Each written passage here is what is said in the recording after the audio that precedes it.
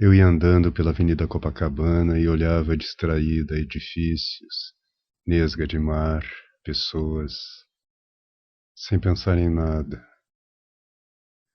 Ainda não percebera que na verdade não estava distraída. Estava era de uma atenção sem esforço. Estava sendo uma coisa muito rara, livre.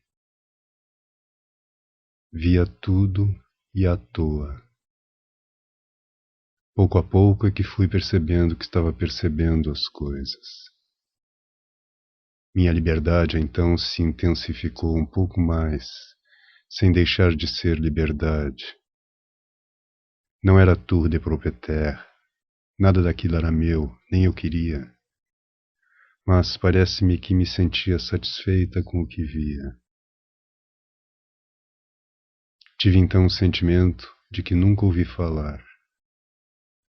Por puro carinho, eu me senti a mãe de Deus, que era a terra, o mundo. Por puro carinho mesmo, sem nenhuma prepotência ou glória, sem o menor senso de superioridade ou igualdade, eu era, por carinho, a mãe do que existe. Soube também que se tudo isso fosse mesmo o que eu sentia, e não possivelmente um equívoco de sentimento, que Deus, sem nenhum orgulho e nenhuma pequenez, se deixaria acarinhar, e sem nenhum compromisso comigo. Seria aceitável a intimidade com que eu fazia carinho. O sentimento era novo para mim, mas muito certo, e não ocorrera antes apenas porque não tinha podido ser. Sei que se ama o que é Deus. Com amor grave, amor solene, respeito, medo e reverência. Mas nunca tinham me falado de carinho maternal por ele. E assim como meu carinho por um filho não o reduz, até o alarga, assim ser mãe do mundo era o meu amor apenas livre. E foi quando quase pisei num enorme rato morto. Em menos de um segundo estava eu eriçada pelo terror de viver. Em menos de um segundo estilhaçava-me toda em pânico e controlava como podia o meu mais profundo grito. Quase correndo de medo, cega entre as pessoas, terminei no outro quarteirão encostada a um poste, cerrando violentamente os olhos, que não queriam mais ver. Mas a imagem colava-se às pálpebras.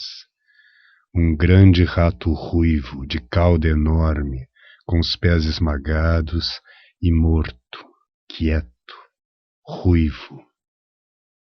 O meu medo desmesurado de ratos. Toda trêmula, consegui continuar a viver. Toda perplexa, continuei a andar, com a boca infantilizada pela surpresa. Tentei cortar a conexão entre os dois fatos, o que eu sentira minutos antes e o rato. Mas era inútil. Pelo menos a contiguidade ligava-os. Os dois fatos tinham ilogicamente um nexo. Espantava-me que um rato tivesse sido meu contraponto. E a revolta de súbito me tomou.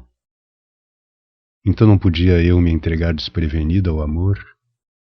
De que estava Deus querendo me lembrar? Não sou pessoa que precise ser lembrada de que dentro de tudo há o sangue. Não só não esqueço o sangue de dentro, como eu o admito e o quero.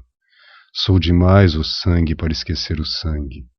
E para mim a palavra espiritual não tem sentido, e nem a palavra terrena tem sentido.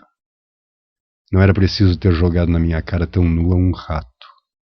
Não naquele instante. Bem poderia ter sido levado em conta o pavor que desde pequena me alucina e persegue. Os ratos já riram de mim. No passado do mundo, os ratos já me devoraram com pressa e raiva. Então era assim, eu andando pelo mundo sem pedir nada, sem precisar de nada, amando de puro amor inocente, e Deus a me mostrar o seu rato. A grosseria de Deus me feria e insultava. Deus era bruto. Andando com o coração fechado, minha decepção era tão inconsolável como só em criança fui decepcionado. Continuei andando, procurava esquecer, mas só me ocorria a vingança. Mas que vingança poderia eu contra um Deus todo-poderoso? Contra um Deus que até com um rato esmagado podia me esmagar. Minha vulnerabilidade de criatura só. Na minha vontade de vingança, nem ao menos eu podia encará-lo, pois eu não sabia onde é que ele mais estava. Qual seria a coisa onde ele mais estava e que eu, olhando com raiva essa coisa, eu o ouvisse? No rato? Naquela janela? Nas pedras do chão? Em mim é que ele não estava mais. Em mim é que eu não ouvia mais. Então a vingança dos fracos me ocorreu. Ah, é assim. Pois então não guardarei segredo e vou contar. Sei que é ignóbil ter entrado na intimidade de alguém e depois contar os segredos, mas vou contar. Não conte, só por caridade não conte. Guarde para você mesmo as vergonhas dele. Mas vou contar sim. Vou espalhar isso que me aconteceu. Dessa vez não vai ficar por isso mesmo. Vou contar o que ele fez. Vou estragar a sua reputação. Mas quem sabe foi porque o mundo também é rato, e eu tinha pensado que já estava pronta para o rato também. Porque eu me imaginava mais forte. Porque eu fazia do amor um cálculo matemático errado. Pensava que somando as compreensões, eu amava. Não sabia que somando as incompreensões é que se ama verdadeiramente. Porque eu, só por ter tido carinho, pensei que amar é fácil. É porque eu não quis o amor solene, sem compreender que a solenidade ritualiza a incompreensão e a transforma em oferenda. E é também porque sempre fui de brigar muito. Meu modo é brigando. É porque sempre tento chegar pelo meu modo. É porque ainda não sei ceder. É porque no fundo eu quero amar o que eu amaria e não o que é. É porque ainda não sou eu mesma, e então o castigo é amar um mundo que não é ele. É também porque eu me ofendo à toa. É porque talvez eu precise que me digam com brutalidade, pois sou muito teimosa. É porque sou muito possessiva, então me foi perguntado com alguma ironia se eu também queria o rato para mim. É porque só poderei ser mãe das coisas quando puder pegar um rato na mão. Sei que nunca poderei pegar um rato sem morrer de minha pior morte. Então, pois, que eu use o Magnificat que entoa às cegas sobre o que não se sabe nem vê, e que eu use o formalismo que me afasta. Porque o formalismo não tem ferido a minha simplicidade, e sim o meu orgulho, pois é pelo orgulho de ter nascido que me sinto tão íntima do mundo, mas este mundo que eu ainda extraí de mim de um grito mudo. Porque o rato existe tanto quanto eu, e talvez nem eu nem o rato sejamos para ser vistos por nós mesmos. A distância nos iguala.